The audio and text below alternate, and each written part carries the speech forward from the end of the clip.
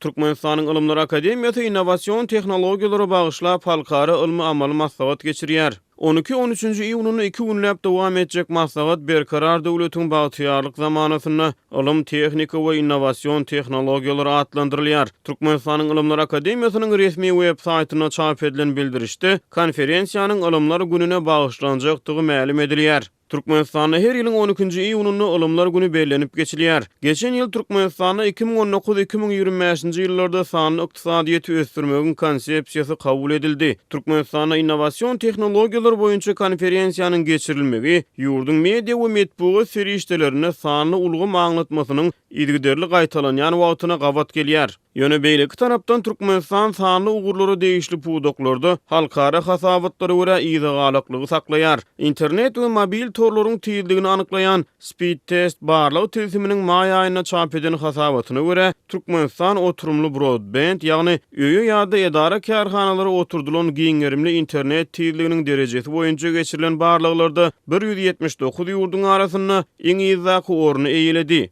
Türkmenistanyň Ilymlar Akademiýasyna geçirilýän halkara konferensiýa ýanygyç energetika, owa hojalygy, guruluşlyk, binagärçilik, medisina we derman fenagatyaly ugurlarda innowasion tehnologiýalaryň ulanylmagyna gönükdirilýär. Türkmenistan Birleşen Milletler Guramasynyň ykdysady we sosial meseleler baradaky departamentiniň elektron hökümeti syn 2018 adly soňky hasabatyna 193 ýurdun arasynda 147-nji orunna yerleşdirildi. Bu hasabatda Birleşen Milletler Guramasyna agza ýurtlarda hökümetleriň elektron mümkinçiliklerden hemde sany ulgamlardan peýdalanmagyna baha berilýär. Türkmenistana ilm, tehnika we innowasion tehnologiýalary bagyşlanyp geçiriljek halkara konferensiýa Prezident Gurbanuly Berdimuhammedowyň 2018-nji ýylyň dekabr aýyna çykaran karary esasyna geçirilýär. Ilymlar Akademiýasy halkara maslahata gatnaşmaga istek bildirýän daşary ýurtly alymlaryň, ilim adamlarynyň hemde değişli ugurlarda ilmi barlyklary geçirýän hünärmenleriň Türkmenistana demir we howa ýollary arkaly gidiş geliş biletlerini we ýaşajak ýerlerini üpçün edýär.